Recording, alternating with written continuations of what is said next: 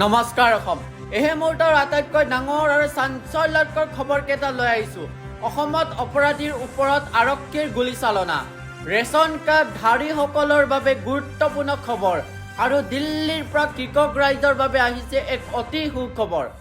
প্ৰথমে লৈ আহিছো এই মুহূৰ্তৰ আটাইতকৈ চৰ্চিত খবৰটো লৈ হয় ৰাইজ আপোনালোকে ঠিকই শুনিছে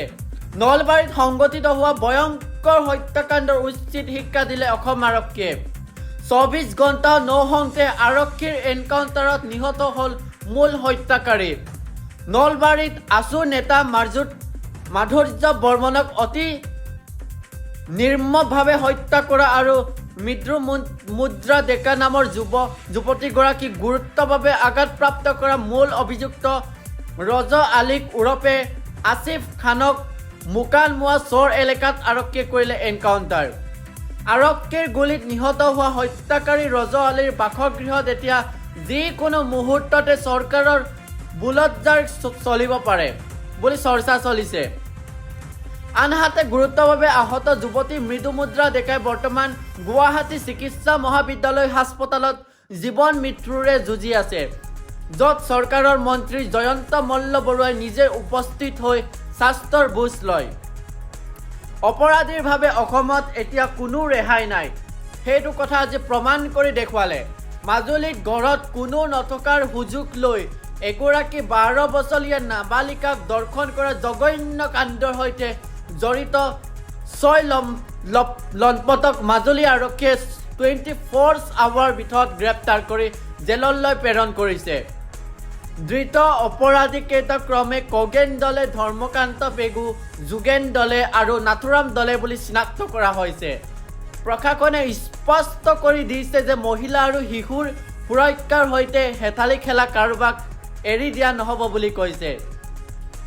এইবাৰ লৈ আহিছো অসমত ৰাজনীতিৰ আটাইতকৈ নতুন আৰু ডাঙৰ আপডেট হয় ৰাইজ আপোনালোকে ঠিকেই শুনিছে মুখ্যমন্ত্ৰী ডক্টৰ হিমন্ত বিশ্ব শৰ্মাই নতুন দিল্লীত বিজেপিৰ ৰাষ্ট্ৰীয় অধ্যক্ষ জে.পি. নাড্ডাক সাক্ষাৎ কৰিছে জানিব পৰা মতে অহা 5 জুন 2026 তাৰিখে অসমত কেবিনেটৰ এক ডাঙৰ সম্প্ৰসাৰণ হ'বলৈ গৈ আছে লোকসভা নিৰ্বাচনৰ পাছত হ'বলগীয়া এই নতুন মন্ত্ৰীসভাত এইবাৰ নতুন চেহেৰা বিশেষকৈ বৰাক উপত্যকা আৰু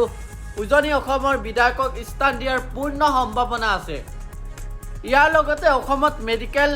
টুৰিজমৰ হাব হিচাপে গঢ়ি তুলিবলৈ চৰকাৰে নতুন আঁচনি হাতত লৈছে বুলি এতিয়া কৈছে আপোনাৰ হাততো ৰেচন কাৰ্ড আছে নেকি তেন্তে এই খবৰটো আপোনাৰ বাবে অতিকৈ প্ৰয়োজনীয় হয় ৰাইজ বৰ্তমান ৰাজ্য চৰকাৰে ওচৰত পৰ্যাপ্ত বাজেট নথকাৰ বাবে অহা জুন মাহৰ পৰা অনিৰ্দিষ্ট কাললৈ হিতাধিকাৰীসকলে সুলভ মূল্যত লাভ কৰা 1 টকাৰ দাইল চেনি নিমখ যোগান বন্ধ থাকিব অৱশ্যে ছেপ্টেম্বৰ মাহত নতুন বাজেট ধাৰ্য কৰাৰ পাছৰে পৰা হিতাধিকাৰীসকলে আকৌ এই সামগ্ৰীসমূহ পুনৰ লাভ কৰিব বুলি জানিব পৰা গৈছে শেষত আমাৰ কৃষক ৰাইজৰ বাবে এক অতিকৈ গুৰুত্বপূৰ্ণ খবৰ প্ৰধানমন্ত্ৰী নৰেন্দ্ৰ মোদীৰ নেতৃত্বত চলি থকা PM-Kisan আঁচনিক লৈ 2026 বৰ্ষৰ নতুন আপডেট আহি পৰিছে অলপতে 22 নম্বৰ কিস্তিৰ ধন মুকলি হোৱাৰ পিছত এতিয়া সমগ্ৰ দেশৰ লগতে অসমৰ কৃষকসকলে 23 নম্বৰ কিস্তিৰ বাবে অপেক্ষা কৰিছে জানিব পৰা মতে জুন অথবা জুলাই মাহৰ ভিতৰত 2000 টকা কৃষকসকলৰ বেংকত একাউণ্টত সোমাব কিন্তু মন কৰিব কৃষকসকলৰ বাবে এতিয়া AgriStack ফাৰ্মাৰ ID বাধ্যতামূলক কৰা হৈছে যিসকল কৃষকে এতিয়ালৈকে নিজৰ KYC সম্পূৰ্ণ কৰা নাই বা বেংক একাউণ্টত আধাৰ কাৰ্ডৰ সৈতে লিংক কৰা নাই তেওঁলোকৰ কিন্তু টকা আটকি যাব পাৰে বুলি ঘোষণা কৰা হৈছে মানে নোহোৱা হ'ব পাৰে বা নোহোমাকৈ হ'ব পাৰে একাউণ্টত গতিকে পলম নকৰি আপোনাৰ ষ্টেটাছ চেক কৰক ৰাইজ এয়া আছিল এই মুহূৰ্তৰ কেইটামান অতিকৈ গুৰুত্বপূৰ্ণ খবৰ ভিডিঅ'টো ফেচবুক আৰু হোৱাটছএপত শ্বেয়াৰ কৰক যাতে সকলোৱে এই খবৰটো গম পায়